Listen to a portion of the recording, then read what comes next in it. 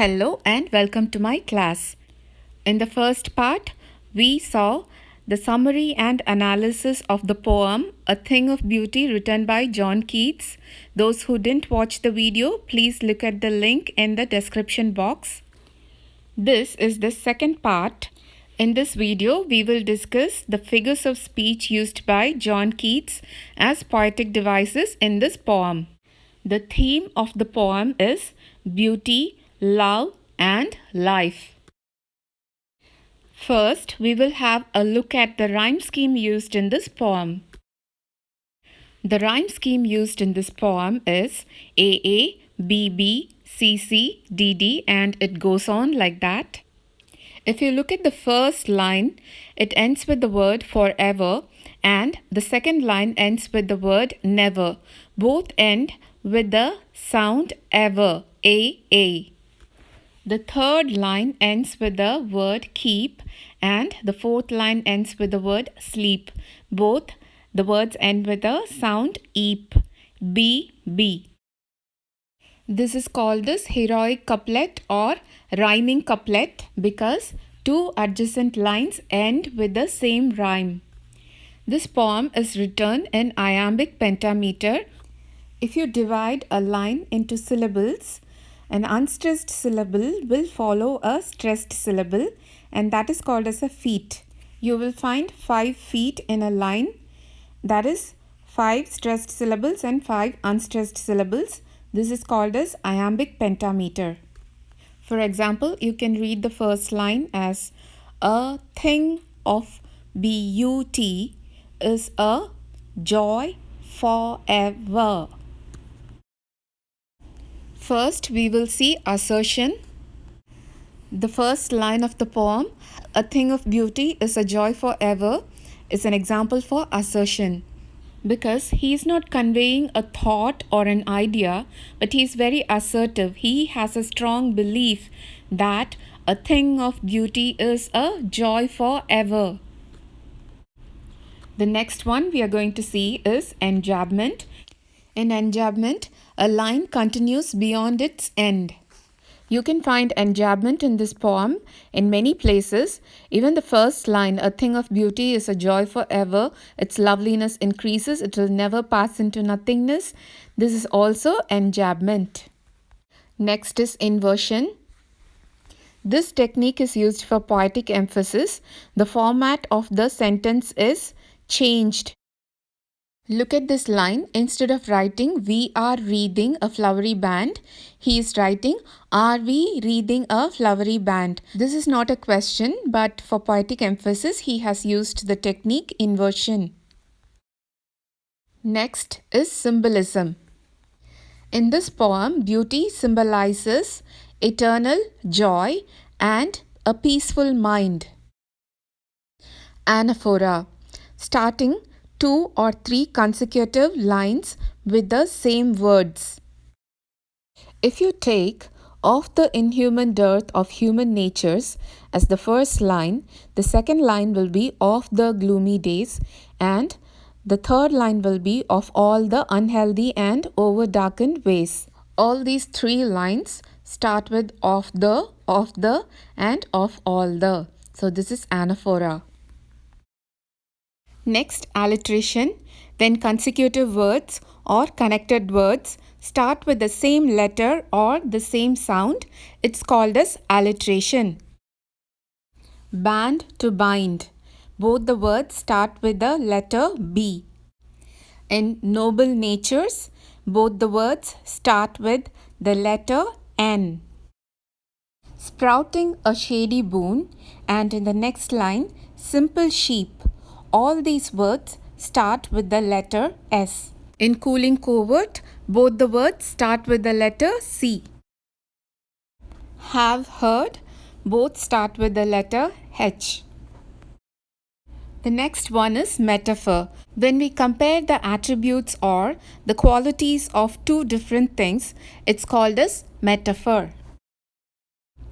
The first line of the poem, a thing of beauty is a joy forever, is a metaphor. Instead of comparing beauty with joy, he is declaring that beauty is joy.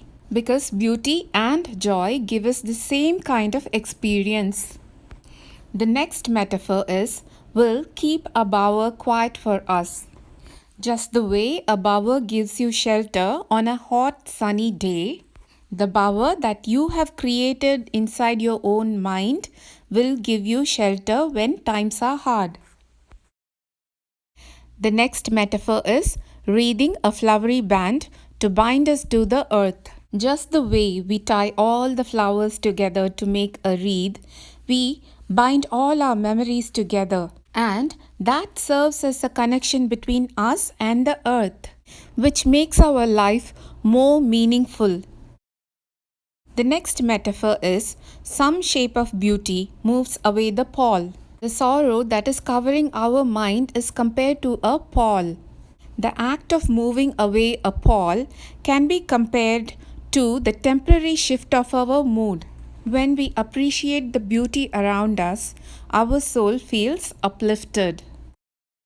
The next metaphor that we are going to see is an endless fountain of immortal drink. The power of beauty inspires us to draw happiness from it.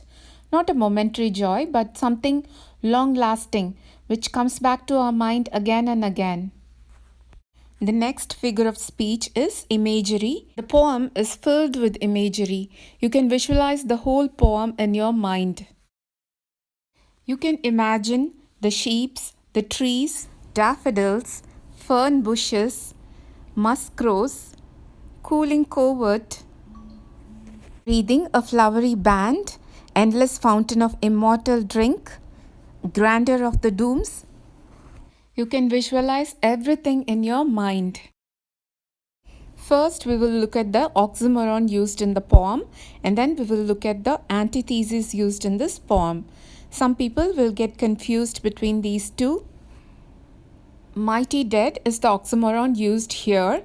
A mighty person is someone who cannot be defeated by anyone, and a mighty person cannot be dead, and a dead person cannot be mighty. These two extremely opposite words come together to convey us the meaning that our forefathers who are now dead were mighty when they were living, and they are mighty even after their death. The antithesis used here is old and young. Trees, old and young. The words old and young are extremely opposite, but they both serve the same purpose of providing shade and shelter to the simple sheep. Finding similarity in opposite words is called as antithesis. Opposite words, old and young, similarity, providing shelter or shade. So, the main difference between oxymoron and antithesis is, in antithesis, you will always find the word and in between the two opposite words. In Robert Frost's poem Fire and Ice is antithesis. Next is personification, giving human form and human characteristics to non-human things is personification. Noble nature is a human quality. This quality makes a person noble. Lack of noble natures makes a man selfish and immoral. Keats is portraying noble natures as a human being. He says, since noble natures lack human qualities, it becomes a reason for the low spirit. Transferred epithet. When an adjective qualifies another noun instead of the noun that follows it, it's called as transferred epithet. The first transferred epithet that we see here is gloomy days. The day is not gloomy here, but our mind is gloomy. When the mind is sad, the whole day seems to be a sad day. So, the adjective gloomy does not qualify the noun days, but it qualifies another unmentioned noun which can be mind or low spirit.